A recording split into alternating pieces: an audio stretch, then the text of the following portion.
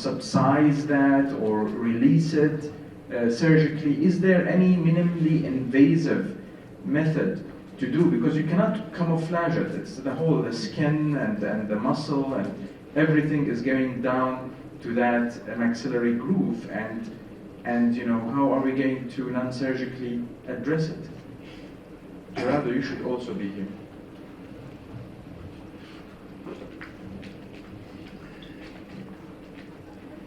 Answer. Anybody can feel to answer this. It goes back to patient selection. For example, I hope that you can see my face, all of you.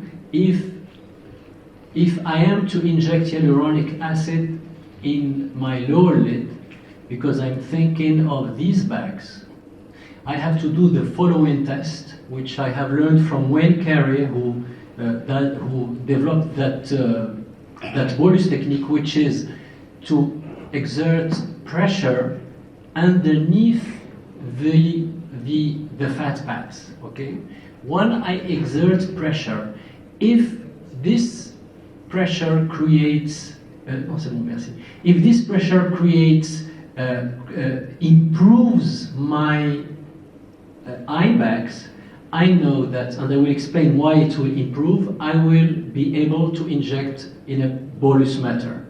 Why can it improve? Because while I am pushing here, I am creating a pressure on the souff.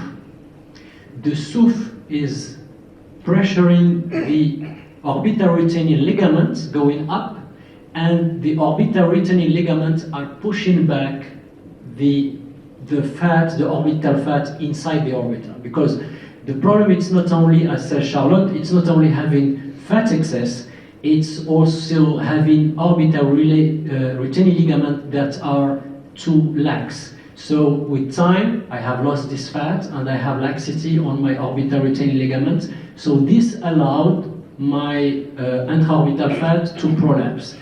If I inject, but with the condition I have, so you can do it between yourselves, you push and you see. Immediately, if you have an improvement, you go medial to the lateral to the pupillary line, let's say 1 centimeter, 8 millimeter, 1 centimeter inferior to the inferior orbital rim, and you go against the bone, you inject at the beginning, start with 0.2, 0.3, and you will see it will improve greatly the area. Now, in talking about the most upper, why should you remove the most upper teeth trough? And we are doing a work, you know, today it's almost impossible to find a model without Photoshop. So we have a book at home with, I took the models of the 80s, those grade 5. Naomi Campbell, Cindy Crawford, Kate Moss, Linda Evangelista, and Claudia Schiffer.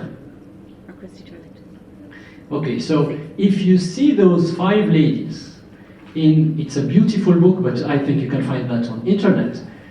None of them is immune from tear trough. All of them have a tear trough. So which means that people, they are selling a picture that does not exist. I have a beautiful niece, she is 17 years old, she has a tear trough. I mean, you can see, look at the most attractive person. Yeah, there might be some exceptions, okay. But for example, let's say I have this tear trough, and then I have the continuity of the tear trough goes between the malar and this fat pad, and prolonge itself with the anterior malar fold or the midjugal groove. Should I remove my tear trough?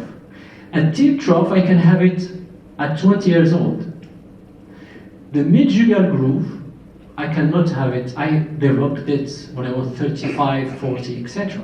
So I'm not going to erase something which existed when I was 20, leaving something that exists only when you are 40. That's what I was saying yesterday. I'm not going to remove a tear trough on a patient who has, drooling, etc., even though you might tell me, well, that's what she is asking for. Well, that's patient education. If a patient comes and tells me, remove my gallbladder because I want it, I will say no. You have no problem with your gallbladder. Can I say something? I do have a slightly different idea about the tear trough, because in my opinion the tear trough is the manifestation of the arcus marginalis, which is the retaining ligament which doesn't move too much. So when we have this pseudo-herniation of the orbital fat, is because the orbital septum is becoming really weak. So and then we have this double concavity, and we know, because some of us we are plastic surgery and we perform surgery. Then when we do the orbital reset, which means we reset again the orbital septum on the orbital rim, all the fat which is pseudo-herniating on the lower lid will get in a smooth position, and we will have again this smooth transition between the lower lid and the cheek. So the indication for the non-surgical technique in the lower lid rejuvenation are really specific, as say Mr.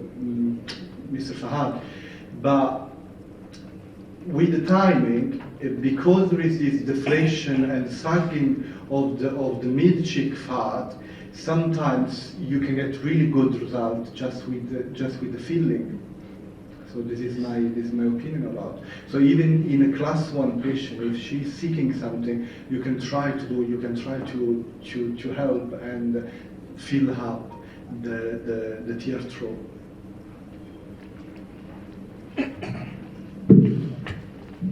So here I highlight the interdependency between the kind of eyelid and the mid-face, and really it is the SOOF that you need to address here. If you cannot address it with the SOOF, and this is a great maneuver, I was not aware of it before.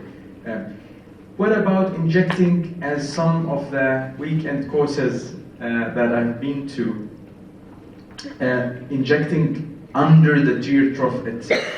Anybody can comment on that? Just under here. You mean injecting under the tear trough? Yeah, supraperiosteal. Yeah. Just directly under the medial aspect of the. Yeah, this is the way I start always. When I started treating the tear trough, I always start medially. And for instance, differently from Fahad, I do put my cannula laterally. And then I go medially, and I go, immediately on the periosteum, and I follow all the tear trough from medial to lateral. So I don't start on the lower part as you do, because I find much more easy to go laterally, go medially, even feel the periosteum, feel the scratch on one, and then start feeling 0, 1, 0, 1, 0, 1, 0, 1, 0, 1. This is my technique. What? That's the same technique as Hannah. Okay. That's what she used. I'm glad I used the same. Do you do Same.